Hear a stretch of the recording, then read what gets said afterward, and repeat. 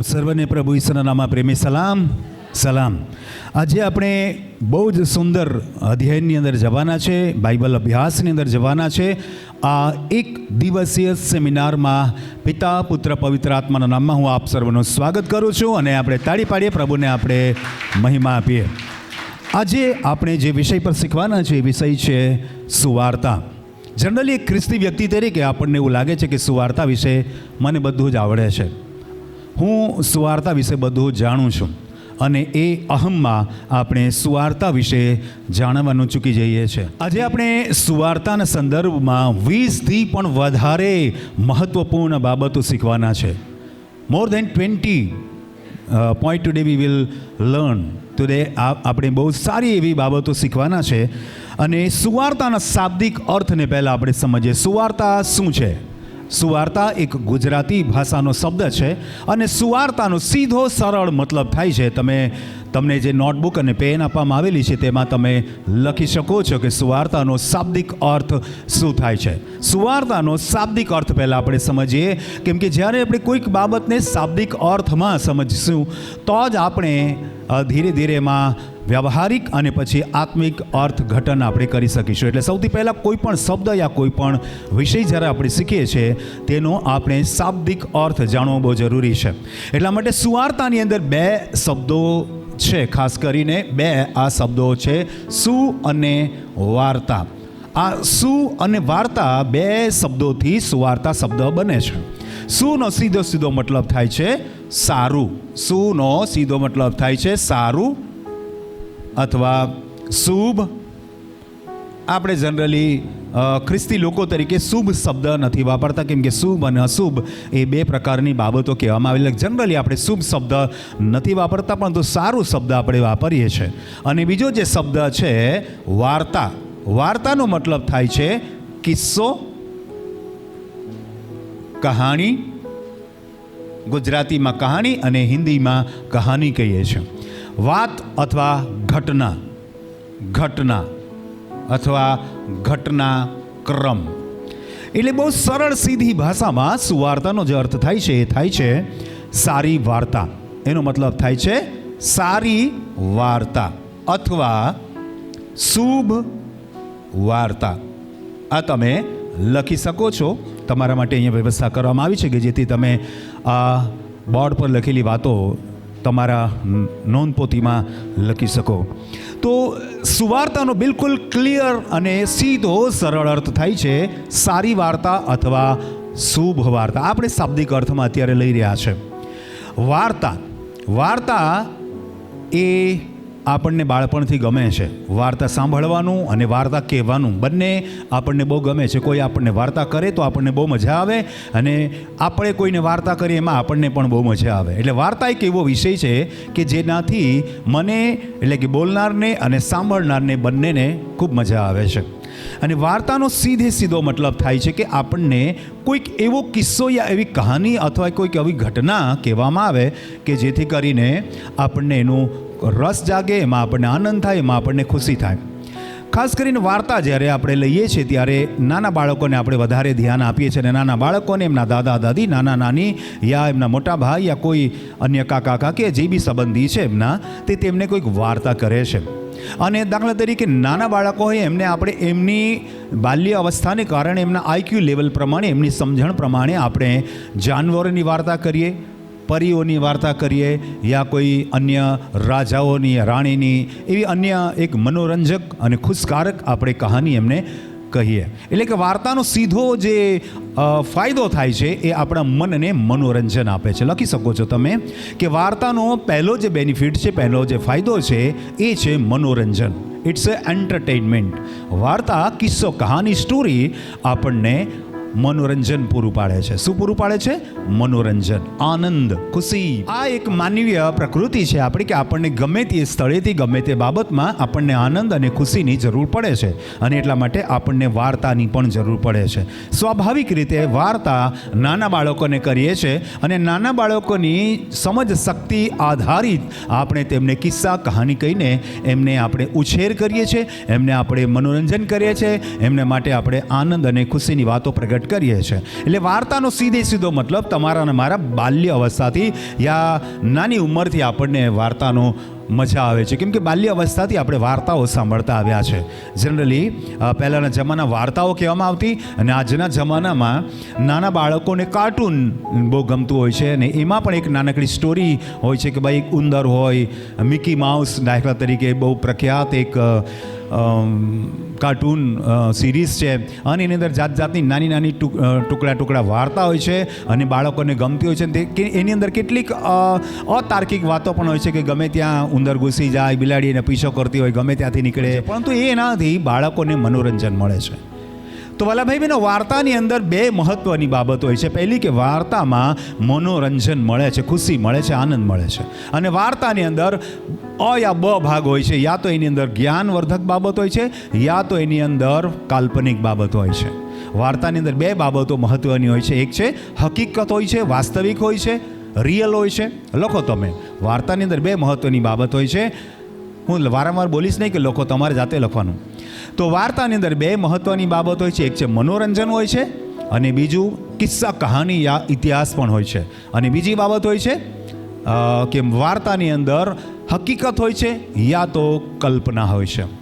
તો આ બે પ્રકારે વાર્તા કામ કરતી. બંને પ્રકારમાં બે બાબત છે, મનોરંજન અને કંઈક ઐતિહાસિક વસ્તુ, અને બીજી હકીકત અથવા તો કાલ્પનિક બાબતો. તો વાર્તા આપણે નાના બાળકોને ખાસ કરતા હોઈએ છીએ, અને વાર્તા દુનિયામાં અગણિત છે. તમે અરેબિયન નાઇટ્સ કરીને એક બહુ વિશાળ વાર્તાઓનો સંગ્રહ છે, અને એની અંદર તમે અલી બાબા 40 ચોર અને અન્ય અલી વિશે તમે ઘણું બધું જાણતા હશો. એ જ રીતે ભારતીય દર્શનશાસ્ત્રની અંદર પણ એવી વાર્તાઓના સંગ્રહ બહુ બધા છે, જેની અંદર વિક્રમ વેતાળ વિશે તમે જાણતા હશો. ઘણી બધી એવી સ્ટોરીઝ આવતી હોય છે. અને આ ઉપરાંત કાલ્પનિક સ્ટોરીઓ ઘણી બધી છે, પરીઓ વિશે, આના વિશે, તેના વિશે. એટલે વાર્તાઓમાં મોટા ભાગે મનોરંજન ભરપૂર હોય છે, એન્ટરટેઇનમેન્ટ સૌથી વધારે હોય છે. અને આ વાર્તાનો મુખ્ય હાર્દ હોય છે. સાંસારિક વાત કરું છું, જનરલ વાત કરું છું. આપણે વાર્તામાંથી સુવાર્તા તરફ જવાના છે, પણ પહેલાં આપણે વાર્તા, કિસ્સા, કહાણીને આપણે સમજીએ. તો આજે દુનિયાની અંદર બાલ્યાવસ્થાથી આપણને કપોળ કલ્પિત કહાનીઓ બહુ ગમતી હોય છે. વાર્તા એમ કહીએ તો આપણે ઘણી બધી વખત એમાં એટલી બધી કલ્પનાઓનો રંગ ભરેલો હોય છે, અને બાળકોને કિસ્સા કહાનીઓ કહેતા હોય. એ બાલ્યાવસ્થામાં આપણે જોઈએ, મોટી ઉંમરમાં પણ આપણે એવી જ સમજણ લેતા જઈએ છીએ, એટલે કેટલીક કાલ્પનિક બાબતોમાં આપણે રુચિ ધરાવીએ છીએ, અને એવી કાલ્પનિક બાબતોની વાર્તાઓ અગણિત છે. ધીરે ધીરે આપણા વાર્તામાંથી સુવાર્તા તરફ જઈ રહ્યા છે. તો સમજવાની કોશિશ કરીએ. આપણે બાઇબલનું પહેલું વચન વાંચ્યા છે, અને એ વચન આપણે પહેલો તિમોથી તેનો પહેલો અધ્યાય અને ચોથું વચન હું તમારા માટે વાંચું છું. ધ્યાનથી તમે સાંભળો. પહેલો તિમોથી પહેલો અધ્યાય અને ચોથા વચનમાં લખ્યું છે, અને કલ્પિત વાતો પર તથા લાંબી વંશાવળીઓ પર ધ્યાન ન રાખ. એવી વાતો વિશ્વાસ ઉપર આધાર રાખનારી દેવની સંસ્થાને ઉત્તેજન આપવાને બદલે ખાલી વાદ વિવાદો ઉત્પન્ન કરે છે. જાણી જોઈને આપણે પહેલું જે વચન છે નકારાત્મક લીધું. કેમ કે આ માનવીય વિચારધારા છે, માનવીય સમજણ છે કે બાલ્ય અવસ્થાથી આપણે કપોળ કલ્પિત કહાનીઓ સાંભળવા માટે ટેવાયેલા છે. એક પરીઓની કહાની, રાજાની કહાની, કંઈક એવી આકાશ નક્ષત્રો ને એવી અદ્ભુત કલ્પનાઓથી ભરેલી કહાની, કિસ્સાઓ સાંભળવા માટે આપણું બાળ માનસ ટેવાયેલો છે. એટલે જ્યારે મોટા થઈએ છીએ ને, ત્યારે બી આપણને એવી જ કિસ્સા કહાનીમાં બહુ મજા આવે છે. જ્યારે આપણા બાળકો નાના હતા, જ્યારે ટીવી, મોબાઈલ જેવા મનોરંજનના સાધનો નહીં હતા, ત્યારે નાના બાળકોને વાર્તા જ એક એવું મનોરંજનનું સાધન બની જતું કે આપણે એમને કહેતા ત્યારે બહુ ખુશી થઈ જતી, અને પછી તેઓ એ વાર્તા સાંભળતા ઊંઘી જતા. આજે આધુનિક જમાનામાં ટેલિવિઝન અને મોબાઈલની અંદર પણ વાર્તા જ આવી રહી છે. એ દ્રશ્ય રૂપમાં આવી રહી છે. પહેલાં શ્રાવ્ય રૂપમાં, એટલે કે શબ્દોમાં આવતી, પણ બાળકોને શબ્દોમાં વાર્તા કહેતા. હવે પરીઓની વાર્તા અને કાર્ટૂનની વાર્તાઓની સિરીઝ બધી એ ટીવી અને મોબાઈલમાં આપણે જોઈ શકીએ છીએ. એટલે કે મેઇન બાળકો જોઈએ છે, પણ એ પણ એક વાર્તા જ છે. હવે દ્રશ્ય રૂપમાં એ આવી રહી છે, તો એ પણ એક વાર્તાનો જ પ્રકાર છે. તો આપણે બાળમાનસથી એવા ટેવાયેલા છે કે આપણે દાખલા તરીકે આપણી વયના આ પેઢીના જે બાળકો છે, એ મિકી માઉસ જેવા કિસ્સા કહાની અને કાર્ટૂન જોઈને મોટા થયા છે, અને બિલકુલ અવાસ્તવિક છે, અને એટલા માટે એમનું જીવન પણ ધીરે ધીરે અવાસ્તવિકતા તરફ જાય છે. કાર્ટૂન એમને બહુ ગમતું હોય, પરીઓની કહાની બહુ ગમતી હોય, અને કાંઈ એવા પાત્રો બનાવેલા કે જે આપણી દુનિયામાં છે જ નહીં, એવા આકારના માણસો બનાવેલા, એવા આકારના જાનવરો બનાવેલા હોય, એમાં કૂતરા, વાઘ, સિંહ, રીંછ બધા બોલતા હોય. અને તમે જોઈ શકો છો કે મને યાદ નથી, મોગલી જેવા કેરેક્ટર યા એવા બધા ઘણા બધા, ટાર્ઝન જેવા કેરેક્ટર, એ બધા કપોળકલ્પિત કહાનીઓ છે અને આપણને ગમે છે, આપણે જોઈએ છે. અને બઘીરા અને મને યાદ નથી, પણ એવા બધા કેરેક્ટર બાળ માણસથી આપણે જોતા આવ્યા છે અથવા તો આપણા બાળકો જોઈએ છે. તો આજે દુનિયાની અંદર કપોળકલ્પિત કહાનીઓ પર આધારિત છે દુનિયા, અને દુનિયા એક કલ્પનાઓ પર આધારિત બની ગઈ છે. અને આપણું બાળ માનસ પણ એવું જ ટેવાઈ ગયું છે. પહેલો તિમોથી 4 અધ્યાય અને 7મા વચનની અંદર આપણે વાંચીએ ને ત્યાં લખ્યું છે, પણ અધર્મી તથા કડપોળ કલ્પિત કહાણીઓથી અલગ રહે અને ઈશ્વર પરાયણતાની કસરત કર. આજે ચાલો કિસ્સા કહાનીની તે વાત આપણને થોડી સમજમાં આવે કે ચાલો ચાલશે, પણ અહીંયા એક શબ્દ જાણી જોઈને વધારાનો લખેલો છે, જે આપણે પહેલો તિમોથી 1 અધ્યાય 4 વચનમાં એ શબ્દ આપણે નથી જોયો, ત્યાં કપોળકલ્પિત શબ્દ લખેલો છે. પરંતુ અત્યારે જે બીજો વચન આપણે વાંચ્યું એની અંદર એક શબ્દ વિશેષ લખેલો છે, ધ્યાન આપવા જેવો શબ્દ છે. અને પહેલો તિમોથી 4 અધ્યાય 7મા વચનમાં લખ્યું છે, કયો શબ્દ લખ્યું છે? પણ અધર્મી. આજે ધર્મો એટલા બધા છે દુનિયામાં કે ગણીએ ગણાય નહીં, ને દરેક ધર્મની એક વિશેષ ગાથાઓ, કથાઓ, વાર્તાઓ, સ્ટોરીઓ છે. દરેક ધર્મની એક આગવી કિસ્સા અને કહાની છે. આપણે કોઈ ધર્મને ઊંચો અને કોઈ ધર્મને નીચો નહીં કહી શકીએ. આપણે દુનિયામાં રહીએ છીએ, સંસારમાં રહીએ છીએ, એટલે કોઈ ધર્મને આપણે ઊંચો યા નીચો નથી કહેવો. પણ આજે મોટા ભાગના ધર્મોની અંદર અધર્મિક કહાનીઓ આવી ગઈ છે, જે ધર્મ સાથે કોઈ લાગતું વળગતું નથી, પણ આપણને ગમતી હોય, આપણા ધર્મને લાગુ પડતી હોય. એટલે કિસ્સા કહાનીઓ અને કપોળકલ્પિતમાં પણ આપણને ઘણી આસ્થા છે, ઘણો વિશ્વાસ છે. અને એ વિશ્વાસ અને આસ્થાને એક બહુ સરસ રૂપેરી શબ્દ આપવામાં આવેલો છે, ને જે શબ્દ છે એ છે ચમત્કાર. એ શબ્દ છે ચમત્કાર, મિરેકલ. આપણે એને મિરેકલમાં માની લઈએ છીએ, અને અધર્મી અથવા કપોળકલ્પિત કિસ્સાઓને પણ આપણે બિલીવ કરી લઈએ છીએ, માની લઈએ છીએ કે આ થયું છે. અને એ જનરલી મોટા ભાગના ધર્મ પુસ્તકોમાં આવા કિસ્સા કહાનીઓની ભરમાર છે. અને એ મોટા ભાગે અવાસ્તવિક, અતાર્કિક, ઇલોજિકલ અથવા અતાર્કિક છે, છતાં આપણે એને આસ્થાના આધારે માની લઈએ છીએ. એવા દુનિયામાં હજારો લાખો ધર્મ પુસ્તકો છે કે જેની અંદર અધર્મી અને કપોળકલ્પિત એટલે મનની બનાવેલી યા કલ્પનાઓ પર આધારિત કિસ્સા અને કહાનીઓ આ દુનિયાની અંદર ઘણી બધી પ્રચલિત છે. આપણે કોઈ ધર્મની વાત નથી કરી રહ્યા, પણ જનરલી આવું બની રહ્યું છે આ દુનિયામાં. અધર્મી તથા કપોળકલ્પિત કહાનીઓથી તારે અલગ રહેવાનું છે. એક વિશ્વાસુ વ્યક્તિ તરીકે મારે ને તમારે એટલી સમજ રાખવાની જરૂર છે કે હવે આપણે બાલ્ય અવસ્થામાંથી હવે આપણે યુવાવસ્થા યા વયોવૃદ્ધ તરફ જઈ રહ્યા છે, આપણી યુવાનીથી આપણે આગળ વધી રહ્યા છે. તો હવે આપણે લોજિકલી, તાર્કિક અને આધ્યાત્મિક રીતે આપણે આપણી કિસ્સા કહાનીઓને, આપણા ધર્મ પુસ્તકોને તારવી જોવાની જરૂર છે. જ્યારે વિજ્ઞાન આટલું બધું આગળ વધી ગયું છે, ત્યારે આપણે આપણા ધર્મની આસ્થાઓને પણ તર્ક અને સિદ્ધાંતો પર આધારિત તોડવાની જરૂર છે. એના આધારે આપણે એની તુલના કરવાની બહુ જરૂર છે. કિસ્સા કહાનીઓની અંદર ઘણા બધા ધર્મો અધર્મ તરફ જતા રહ્યા છે. નામ ધર્મનું છે, પણ કામ બિલકુલ અધર્મનું છે. કયો ધર્મ એવો છે, કયો નથી, એની ટિપ્પણી હું નહીં કરીશ. પરંતુ આજે આવું મોટા ભાગે બની રહ્યું છે કે ધર્મની વાતો અધર્મ તરફ જઈ રહી છે. અને આપણે શરૂઆતમાં શીખી રહ્યા છે કે શું છે સુવાર્તા. તો આપણે હજી થોડી વાત સાંભળીએ. બીજો તિમોથી તેનો 4 અધ્યાય અને 1 થી 5 વચન આપણે વાંચીએ. બહુ ધ્યાનથી આ વચનો તમે સાંભળો, અને તમારા પાસે જે નોટબુક તમને આપવામાં આવી છે, જે બુકલેટ તમને આપવામાં આવી છે, એની અંદર પણ તમે લખી શકો છો. માટે દેવની સમક્ષ અને ખ્રિસ્ત ઈસુમાં જે જીવતા તથા મરેલાઓનો ન્યાય કરવાનો છે, તેની સમક્ષ ને તેના પ્રગટ થવાની તથા રાજ્યની આણ દઈને હું તને આગ્રહપૂર્વક કહું છું. પાઉલ પ્રેરિત તિમોથીના પત્ર લખતા બહુ આગ્રહપૂર્વક એ સમજાવે છે. હું પણ આજે તમને આજના આખા સેશન દરમિયાન તમામ જેટલા પણ સેશનો આપણે શીખીશું આજના અધ્યયન અને આજના એક દિવસીય સેમિનાર નિમિત્તે હું તમને બહુ જ ઊંડાણથી, બહુ ગંભીરતાથી તમને શીખવાડીશ. અને પ્રભુ ઈસુમાં તમે આ બાબતો શીખજો. અને શું લખ્યું છે આગ્રહપૂર્વક પાઉલ પણ આપણને કહે છે. શું કહે છે? બીજું વચન કહે છે આપણને, બીજો તિમોથી 4 અધ્યાય બીજું વચન કહે છે, તું સુવાર્તા પ્રગટ કર. કપોળ કલ્પિત કહાની અને અધર્મી વાતોથી અલગ રહે. એમાં આપણે કોઈ રસ અને રુચિ ધરાવવાની જરૂર નથી. એ જે ધર્મો હશે, જે સમાજ હશે, એની સાથે આપણને કોઈ નિસ્બત નથી. પણ આપણું કર્તવ્ય એ છે, આપણી ફરજ એ છે કે આપણે સુવાર્તા પર લક્ષ્ય આપીએ. હાલેલુયા. તાળી પાડીએ આપણે પ્રભુને મહિમા આપીએ. ભલા ભાઈ બહેનો, કપોળ કલ્પિત કહાનીઓ અને અધર્મી બાબતો પર આપણું ધ્યાન નહીં જવા દઈએ.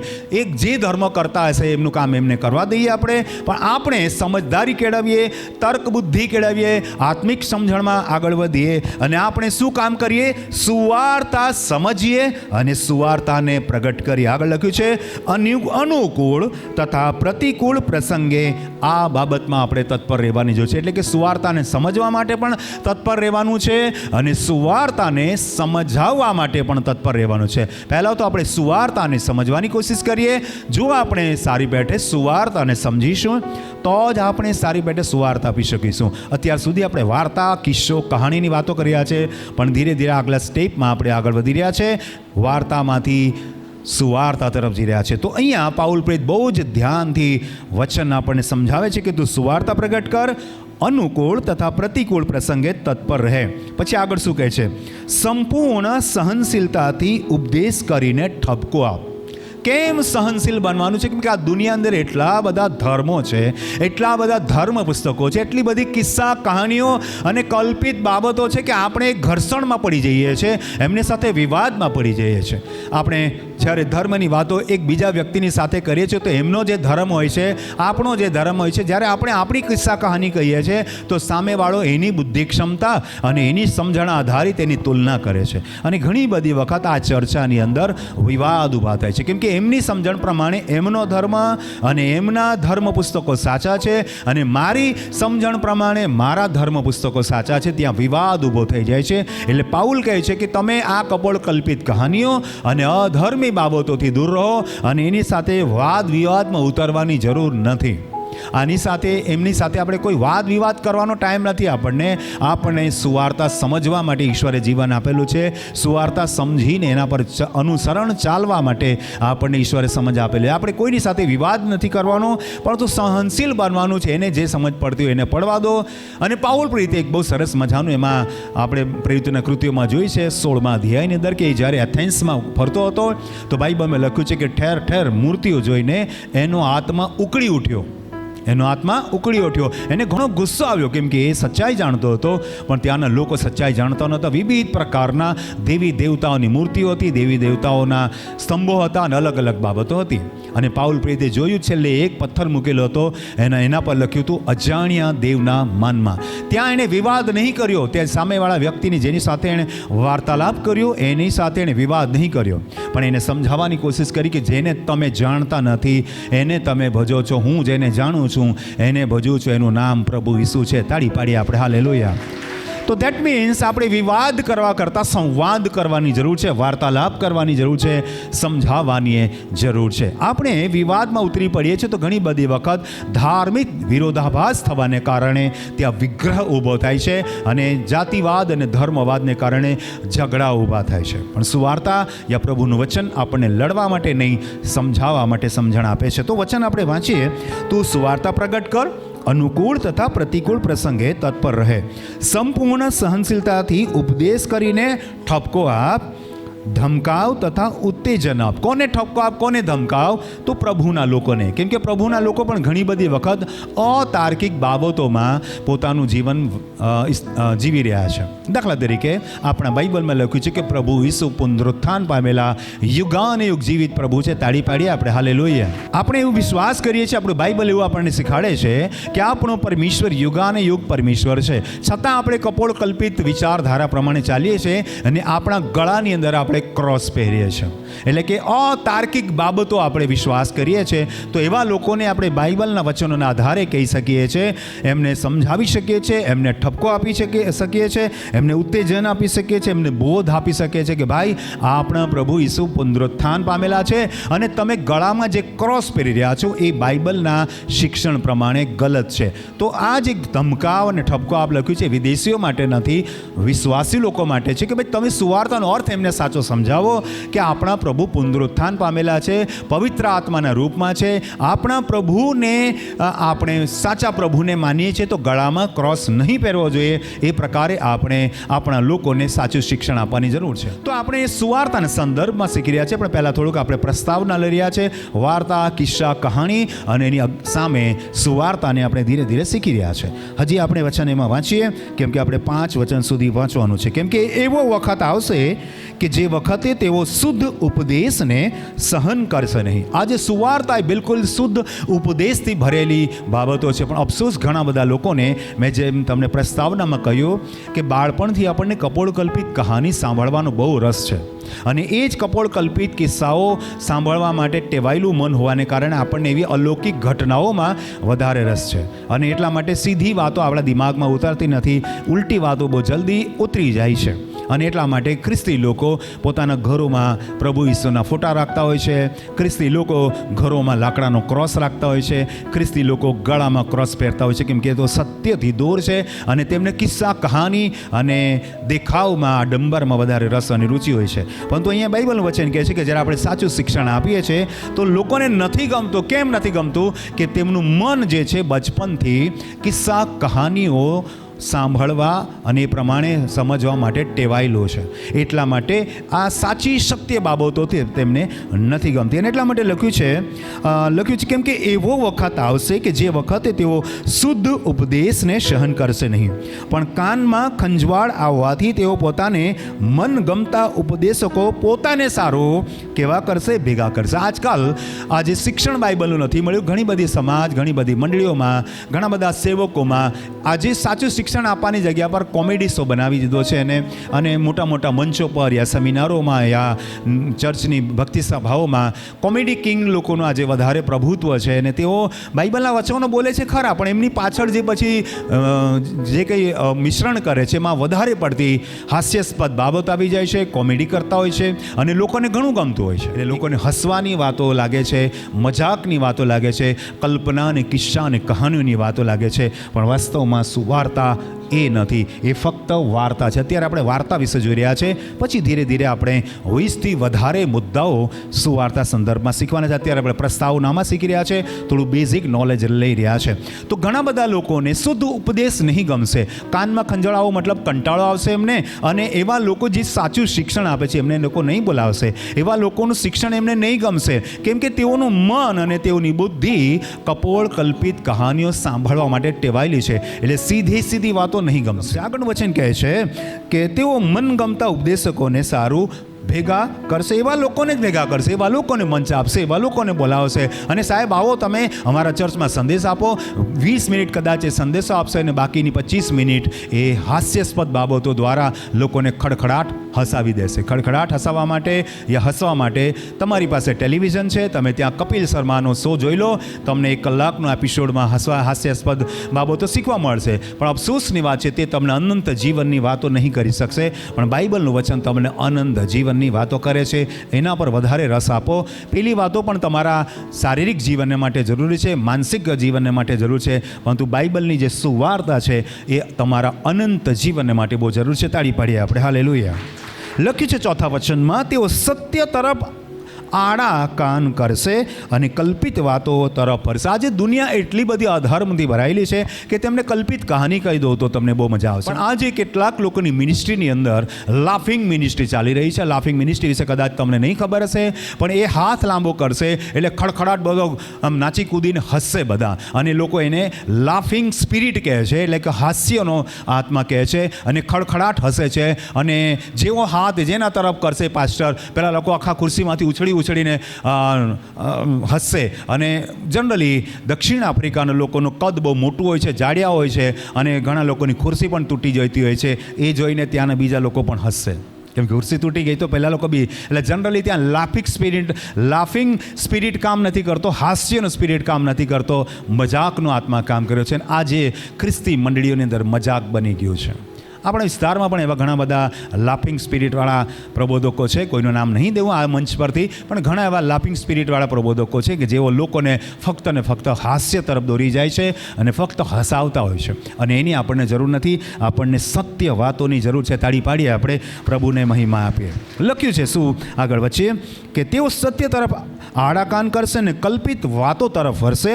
અને 5મું વચન શું કહે છે? પરંતુ તું સર્વ બાબતોમાં સાવધ રહે. આજે તમારે આ બાબત એટલે કિસ્સા, કહાની, વાર્તા જે કંઈ તમારી આગળ પરોસવામાં આવે છે, કહેવામાં આવે છે, પ્રબોધ કરવામાં આવે છે, વિષયમાં તમે બોલો છો યા સાંભળો છો, બંને બાબત સરખી છે, તો તેમાં તમે સાવધાન રહો. અને લખ્યું છે દુઃખ સહન કર અને સુવાર્તિકનું કામ કર, તારું સેવા કાર્ય પૂર્ણ કર. દુઃખ સહન કરવા માટે એટલા માટે કેમ કે સત્ય તરફ લોકોનું ધ્યાન જ નથી જઈ રહ્યું. અસત્ય તરફ, કપોળ કલ્પિત કહાની તરફ લોકોનું ધ્યાન વધારે છે, ને એટલા માટે લોકોને વાર્તામાં વધારે રસ છે, પરંતુ સુવાર્તામાં લોકોને રસ નથી. ને આજે આપણે જે અધ્યયન કરવાના છે, એક જ શબ્દ પર આપણે 20થી વધારે મુદ્દાઓ શીખવાના છે, અને એ વિષય જે છે આજનો એ છે સુવાર્તા.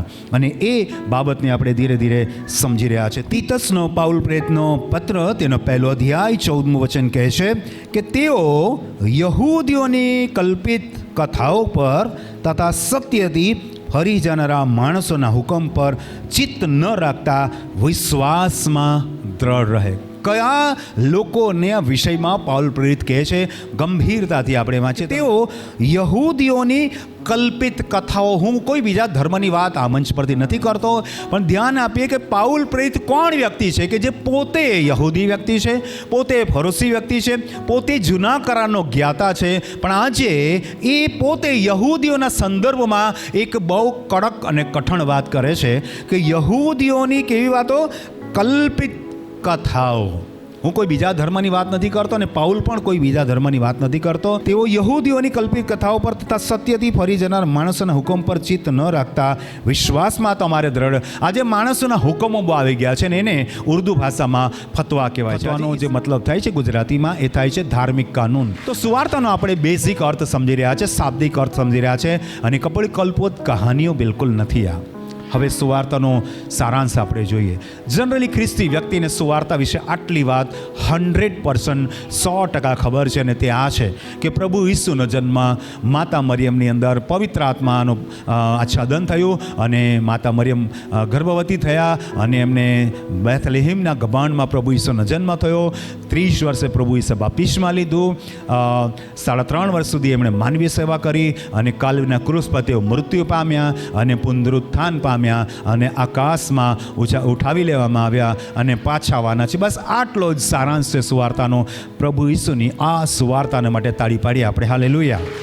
This is a wonderful great story. આ એક અદ્ભુત અને અલૌકિક વાત છે, અને તમારા અને મારા વિશ્વાસનું કારણ છે. આ છે સુવાર્તાનો સારાંશ. પરંતુ સુવાર્તાના સારાંશ માટે આપણે નથી ભેગા થયા. સુવાર્તાનો અર્થ વિસ્તાર, સુવાર્તાના અર્થઘટન અને સુવાર્તાનું બહુ જ વિશેષ રીતે આજે આપણે અધ્યયન કરવાના છે. આપણને આ સુવાર્તાનો સારાંશ ખબર છે. સુવાર્તાનો સારાંશ બધાને, હરેક વિશ્વાસોને આટલી વાત તો ખબર છે કે પ્રભુ ઈસુ કેવી રીતે જન્મ્યા, કેવી રીતે જીવ્યા, કેવી રીતે સેવા કરી, કેવી રીતે બલિદાન થયા, કેવી રીતે પુનરુત્થાન પામ્યા, અને કેવી રીતે આવવાના છે. એક વખત ગુપ્તમાં, બીજી વખત બિલકુલ રણસિંગડાના અવાજ સાથે, જાહો જલાલીની સાથે આવવાના છે. એટલી વાત હરેક વિશ્વાસુ વ્યક્તિ ધરાવે છે વિશ્વાસ, અને બહુ સારી વાત છે, પણ એટલું પૂરતું નથી. પૂરું સત્ય જાણવું પડશે, અને એટલા માટે આપણે આજે 1 દિવસીય સેમિનારનું આયોજન કરેલું છે. તો અત્યારે આપણે આ બેઝિક બાબતો સુવાર્તાના સંદર્ભમાં આપણે શીખી રહ્યા છે. હવે જે હું બાબતો બોલીશ તે તમારે લખવાની રહેશે, અને સુવાર્તાને સમજવા પહેલાં આપણે, એટલે કે બાઇબલની સત્ય સુવાર્તા, પ્રભુ ઈસુની સુવાર્તાને સમજવા પહેલાં આપણે આ વાતને જાણવું જરૂરી છે. સુવાર્તા આવી ક્યાંથી? તો સુવાર્તાનો સ્રોત જે છે એ બાઇબલ છે. કોણ છે? સુવાર્તા ક્યાંથી આવી? તો બાઇબલમાંથી આવી. બાઇબલ વિશે આપણે પહેલાં થોડુંક સમજીએ. બાઇબલ એ બિબ્લોસ શબ્દ પરથી આવેલો શબ્દ છે.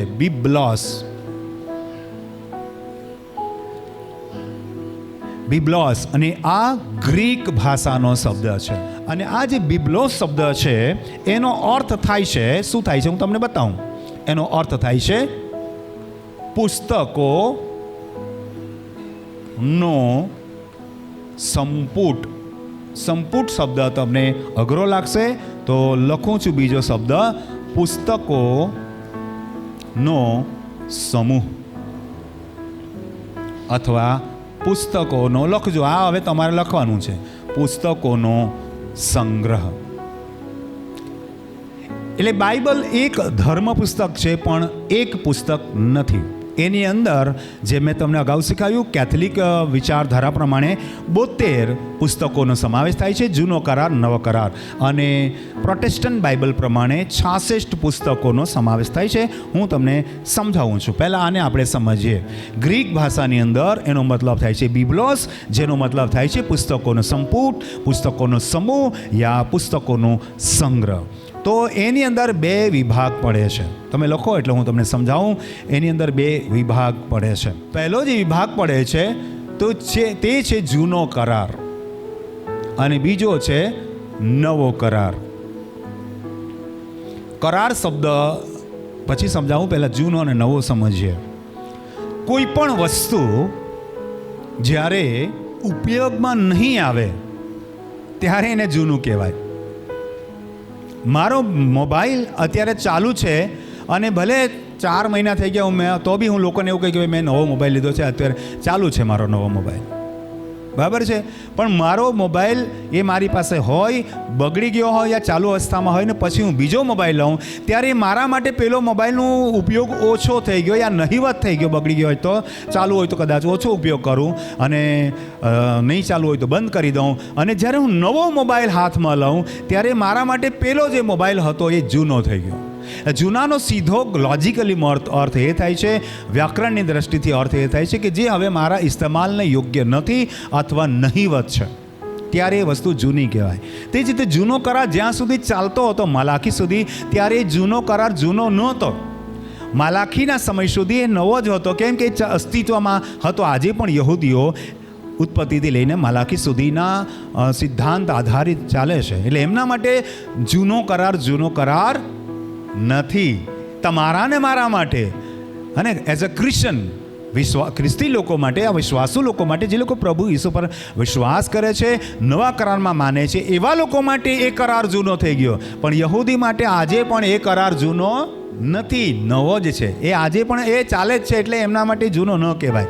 પણ આપણી સમજ પ્રમાણે એઝ અ ક્રિશ્ચન પીપલ, મારા અને તમારા માટે હવે એ જૂનું થઈ ગયું, મારા માટે જર્જરિત થઈ ગયું. એના માટે હિબ્રુમાં એ શબ્દ લખેલો છે, જૂનું ને જર્જરિત થઈ ગયું. હવે મારા માટે ઉપયોગી નહીવત છે યા બિલકુલ ઉપયોગી નથી. હવે મારા માટે જે નવું મારી પાસે આવ્યું એ મારા માટે ઉપયોગી. જે રીતે મેં મોબાઈલ વિશે તમને બતાવ્યું કે એક મોબાઈલ હું 4-6 મહિનાથી વાપરતો હોઉં તો બી મારા માટે ઉપયોગી વસ્તુ છે. પણ જ્યારે હું એના અવેજમાં બીજો લઈ લઉં, ચાહે બગડી ગયો હોય યા નહીં વાપરવાની ઈચ્છા હોય, નવો લેવાની ઈચ્છા હોય, તો મારા પાસે જે મોબાઈલ હતો હવે એ જૂનો થઈ ગયો, કામ વગરનો થઈ ગયો યા ઓછું કામ કરું છું. નવો મોબાઈલ મારા માટે નવો. તે જ રીતે જૂનો કરાર અને નવા કરારને સમજવું બહુ જરૂરી છે. આપણે જૂનો અને નવા વિશે સમજાવે, કરાર વિશે સમજીએ. કરાર બંનેમાં કરાર શબ્દ છે, પણ બંનેમાં આ શબ્દ અલગ પડી જાય. આ જૂનો થઈ ગયો એટલે મારા માટે બહુ કાંઈ ઉપયોગી નથી રહ્યું અને આ નવો મારા માટે વધારે ઉપયોગી છે, એમ કહેવા માગું છું. કરાર શબ્દ બંનેમાં છે. એટલે કરાર શબ્દોનો જે મતલબ થાય છે એને શું કહેવાય છે ખબર? કરાર કે કોઈ વ્યક્તિની સાથે હું સોગંદનામું કરું, કોઈ વ્યક્તિની સાથે હું બાંહેધરી આપું. લખો તમે, કરારનો મતલબ શું થાય? સોગંદનામું.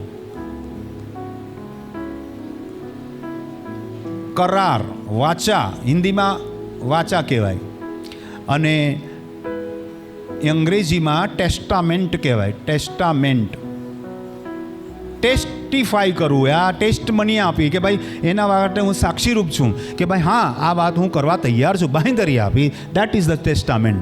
તો કરારનો મતલબ બંનેમાં સમાન થાય છે. જૂના કરારમાં પરમેશ્વરે યહૂદી લોકો સાથે કરાર કર્યો, નવા કરારમાં પરમેશ્વરના પુત્ર ઈસુ ખ્રિસ્તના લોહીમાં આપણને નવો કરાર મળ્યો. તાળી પાડીએ આપણે, હાલેલુયા. દેટ મીન્સ કરાર બંનેમાં સમાન છે, પોતપોતાના વિશ્વાસ આધારિત વાત છે.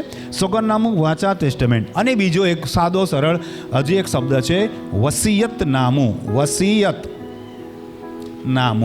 વસિયત એટલે સંપત્તિ નામું એટલે નામ પર કરવું. વસિયતનો મતલબ થાય છે સંપત્તિ, અને નામું એટલે નામ પર કરવાની. કે મારું પાસે જે આશીર્વાદ છે, મારી પાસે જે સંપત્તિ છે, મારી પાસે જે ધન છે, એ હું મારા પછી તમારું થશે. દાખલા તરીકે એક માતા પિતાના સંતાનો હોય અને એ સંતાનોનો વારસો તરીકે એ એમની સંપત્તિ એમને મળે. અને કોઈક વ્યક્તિ મારો પુત્ર ન હોય અને મારે એને દત્તક પુત્ર લેવો હોય અને હું એને વસિયતનામું લખી આપું, ત્યારે એ મારો પુત્ર નથી, તો છતાં એ વસિયતનામાને કારણે એ હવે મારો હકદાર બને છે, વારસદાર બને છે. એ જ રીતે વાલા ભાઈ બહેનો, માણસ જાતે પાપ કર્યું એટલે ઈશ્વર પિતા તરફથી એનો જે સંબંધ હતો એ કપાઈ ગયો હતો, એ પારકો અને પરાયો બની ગયો હતો. પણ પ્રભુ ઈસુએ કાલ્વરીના ક્રૂસ પર લોહી વેવડાવ્યું અને વસિયતનામાને કરારિત કર્યું, સિગ્નેચર કર્યું, કન્ફર્મ કર્યું, અને હવે આપણે પાપી પુત્રમાંથી પવિત્ર પુત્ર બની ગયા. અને હવે આપણી સાથે પ્રભુએ વચન આપ્યું, પ્રભુ ઈસુએ, કે મારા પિતાએ મને જે રાજ્ય આપ્યું છે, હવે તમે એના વારસદાર છો. તાળી પાડીએ આપણે, હાલેલુયા. ધેટ મીન્સ કરારનો સીધો મતલબ જે મારું છે એ તમારું થઈ શકે છે, થયું નથી. વસિયતનામાનો મતલબ એ થાય કે જ્યારે હું નહીં હોઉં ત્યારે તમારું થશે. બરાબર છે? જ્યારે હું ન હોઉં ત્યારે તમારું થાય. જ્યારે સુધી હું છું ત્યાં સુધી તમારું નહીં થાય. પ્રભુ ઈસુ જ્યારે માનવીય રૂપમાં આ દુનિયામાં હતા ત્યારે તમારી પાસે સ્વર્ગ રાજ્યનો દરવાજો ખુલ્યો ન હતો. પણ પ્રભુ ઈસુ માનવીય રૂપમાં ન હતા, બલિદાન થઈ ગયા, પુનરુત્થાન પામ્યા, એટલે હવે આપણું થયું. તાળી પાડીએ આપણે, હાલેલુયા. દેટ મીન્સ નવો કરાર, જૂનો કરાર. જૂના કરારની અંદર કેટલા પુસ્તક છે?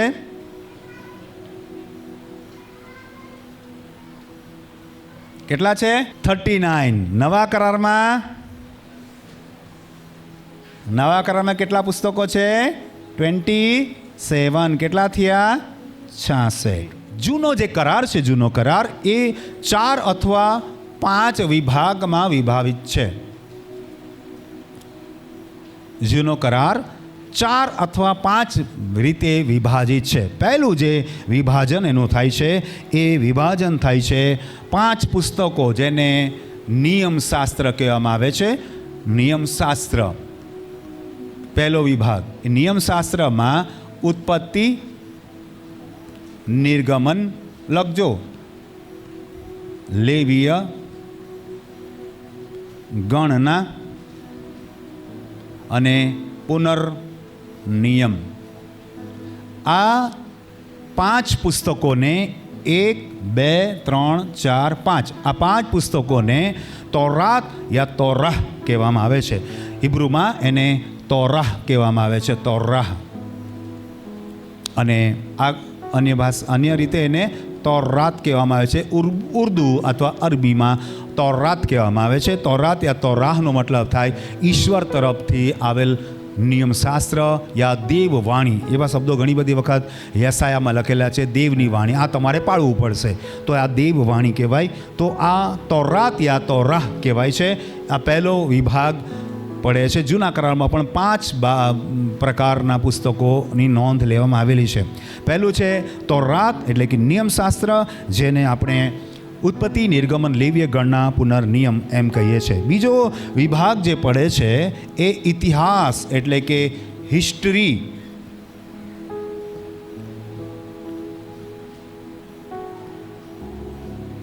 હિસ્ટરીનો મતલબ થાય હિઝ સ્ટોરી, એટલે કે જે તે વ્યક્તિની કહાની.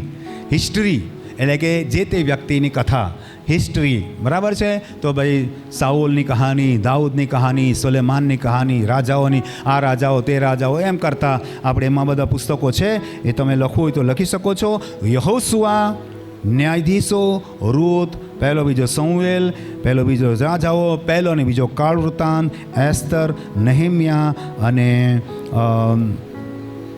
આ જે પુસ્તકો છે એ હિસ્ટ્રીના, ઇતિહાસના પુસ્તકો છે. ત્રીજો જે વિભાગ પડે છે એ બહુ જરૂરી છે માનવીય જીવનને માટે. એ જે ત્રીજો વિભાગ પડે છે એ જ્ઞાન અને ગીતો, જ્ઞાન આપતા ગીતો, જ્ઞાન અને ગીતો, એ ત્રીજો વિભાગ પડે છે. કેમ કે એ જમાનામાં ઉર્મી કાવ્યો બહુ મહત્ત્વપૂર્ણ હતા, અને જેવી લિપિ આવી તેમ એમાં પ્રાસ, અનુપ્રાસ, છંદ અને લહેકાઓથી એ લખાતી હતું, એટલે મનોરંજક બોલાતું હતું. એટલે મોટા ભાગના ધર્મ પુસ્તકો એના એક એક લયમાં, એક સૂરમાં લખાતા હતા, જેથી બોલવાવાળા, વાંચવાવાળા અને એનું ઉચ્ચારણ કરવાવાળાને એ સરળ રહે. દાખલા તરીકે બાઇબલ હોય, કુરાન હોય, રામાયણ હોય, બધા એ પ્રાસમાં લખાયેલા છે, છંદોમાં લખાયેલા છે. જૂનો કરાર પણ એ રીતે લખાયેલો છે. આપણી પાસે અનુવાદિત છે એટલે આપણે નથી સમજતા, પણ ગીતશાસ્ત્ર વિશે આપણે વધારે જાણીએ છીએ. તો જ્ઞાન અને ગીતોના જે પુસ્તકો છે એ તમે લખો. અય્યુબનું પુસ્તક, ગીતશાસ્ત્ર, નીતિવચનો, સભા શિક્ષક અને ગીતોનું ગીત, આ 5 પુસ્તકો જ્ઞાન અને ગીતોના વિભાગમાં વિભાજિત થાય છે. પછી ચોથો અથવા પાંચમો જે ગણવું હોય તે 2 મિસ થાય છે, એટલા માટે ચોથો જે વિભાગ બને છે એ છે પ્રબોધકો. ચોથો વિભાગ ખાલી 4 પર અટકવું હોય તો તમે ખાલી પ્રબોધકો લખી શકો છો, અને 5 વિભાગ પાડવા હોય તો મોટા પ્રબોધકો અને પ્રબોધકો લખજો. પ્રબોધકો, નાના પ્રબોધકો. મોટા પ્રબોધકોમાં આપણે જાણીએ છીએ યશાયા, યર્મિયા, દાનિયેલ વગેરે મોટા પ્રબોધકો. પછી હઝકેલ એ મોટા પ્રબોધકો. પછી નાના પ્રબોધકોની વાત કરીએ તો સફાન્યા, આમોસ, યુના, એ બધા નાના પુસ્તકો, કોઈના 2 અધ્યાય, કોઈના 5 અધ્યાય, કોઈના 7 અધ્યાય, એવા. તો એ નાના પુસ્તકો. એટલે આમ કુલ્લે 5 પ્રકારના વિભાગ પડે છે જૂના કરારની અંદર. પહેલું છે નિયમશાસ્ત્ર, તોરા યા તોરાત, ઉત્પત્તિ, નિર્ગમન, લેવીય, ગણના, પુનર્નિયમ. ઇતિહાસના પુસ્તકો આપણે જોઈ ગયા, રાજાઓ અને કાળ વૃત્તાંત વગેરે.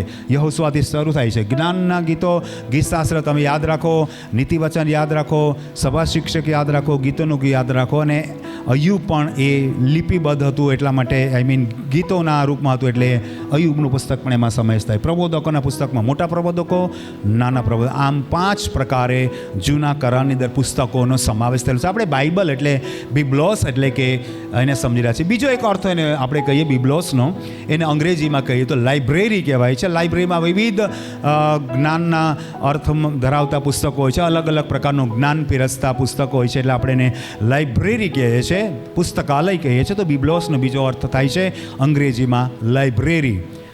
લાઇબ્રેરી મતલબ પુસ્તકોનો સંગ્રહ. તો આપણે જૂના કરારને જોયું, હવે નવા કરારને આપણે જોઈએ. નવો કરાર પણ 5 વિભાગમાં વિભાજિત થાય છે. 4 અથવા 5 મહત્ત્વના 4, પણ આપણે પાર્ટ 2 કરીએ તો 5 થઈ શકે છે.